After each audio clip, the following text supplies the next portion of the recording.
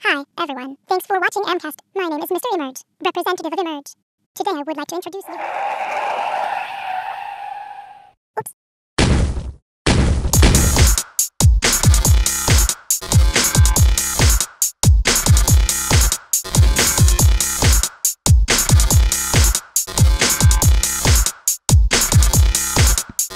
Emerge. I just like to, with these things, I like to make, on the basis I'm making contributions. So I don't like, I like to sort of, I'm pretty full on about what I think about things. So if you ask me something, I'll tell you on the basis that I think this is good for design, good for communication, good for someone who doesn't know anything about design to tap into and say, oh, hey, So to start with, we would like to ask a question firstly about what did you want it to be before you starting your professional career, and what did you actually end up doing apart from the graphic design, and have your interest and aspirations changed since the beginning of the career? Yeah, I took a risk. I didn't know what graphic design was, and I met a mentor who was a designer, who was an outside lecturer, who encouraged me to follow my passion and gave me some understanding what design was all about, because I didn't know anything about it. And I used the thing, it was like a hand to a glove. I just put my hand inside that glove and it was fitted. And on the way, I've been very lucky to meet some very good people who came and worked, who I first off worked for, and then other young designers who came and worked with us when I formed a business. We met some great clients and we had some great opportunities. We worked very, very hard every day is full on day, and every day I still get up with the same passion to do the job as I did 25 years ago. When you say as well, like when you are looking for people to, help nurture your interests, I guess, in design, how does that have an influence on the clients that you choose to work with or that you do work with? Do you take particular jobs based on particular things? Or how does that kind of... well, I suppose my career's been a fairly long career. I mean, it's no better or worse than anyone else. It just happens to be signified by length of time. So I've been in it for about 30 years, so I've seen a lot of different things. My business at the moment, that is Arco, is essentially interested in brand and identity. And in terms of clients, I think that I'm a bit of a believer that the universe finds you, and clients find you, and energies find you. So you actually tend to work with. It's amazing how you open and you have an open mind and a generous heart that the right type of client finds you. And so I've been very lucky like that, But I'm a bit of a spiritualist like that. I sort of believe that sort of thing, so we've got an amazing lot of clients, and all our work we do, the guys here, everyone that comes out of the office, it's always, it's just amazing.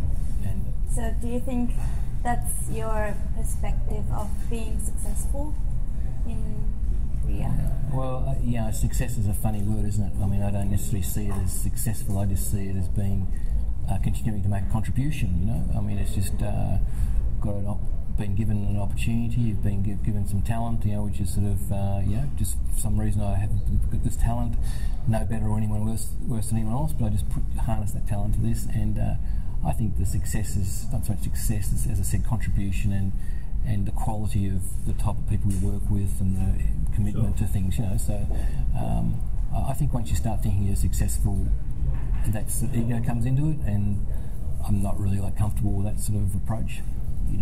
There was a great line that I heard the other day in a movie about Karl Lagerfeld, who's the creative director of Chanel. He's the fashion icon, and he was saying that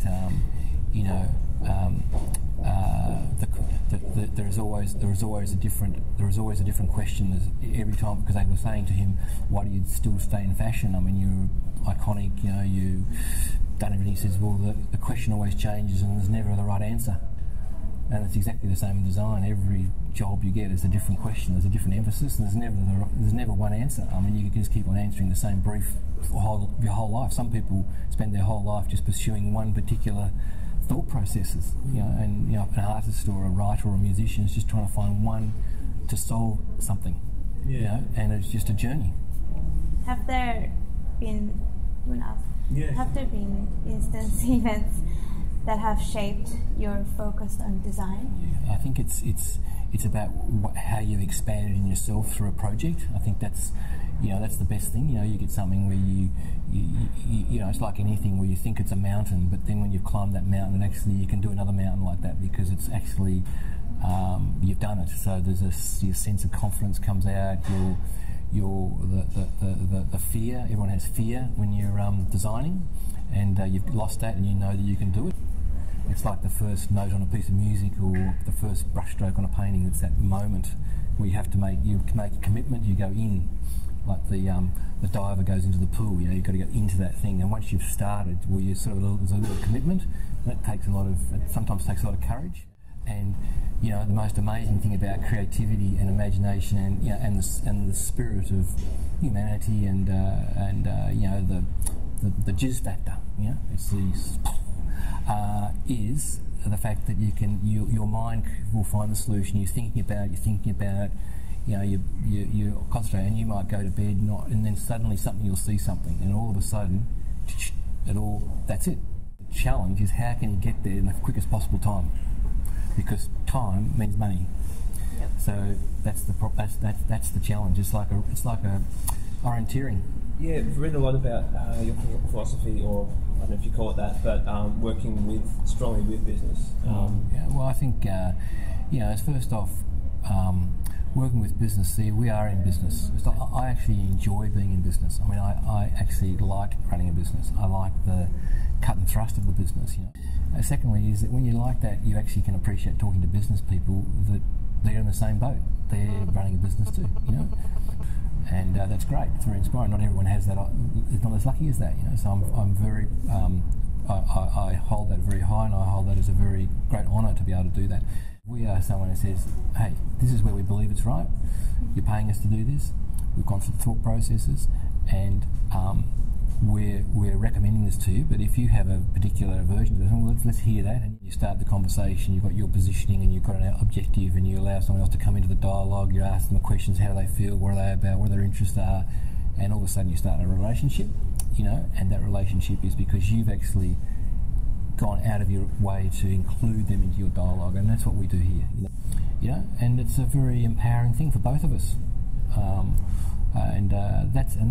But I also approach business with a lot of respect. I mean, they're paying the bills. They're the people we have to have a relationship with. They're the people that I want them to say, "Hey, we commissioned a designer and we paid a fee, and that designer did something which we couldn't do ourselves." And that's not just our company, that's for any designer. So that every time you go, you leave a footprint that says, "Hey, it was a good experience working with this design firm." We might go and use an interior designer next time. We might use a lighting expert, or we might get design actually counts. It's a whole process of understandings. So it's a bit of a religious experience sometimes.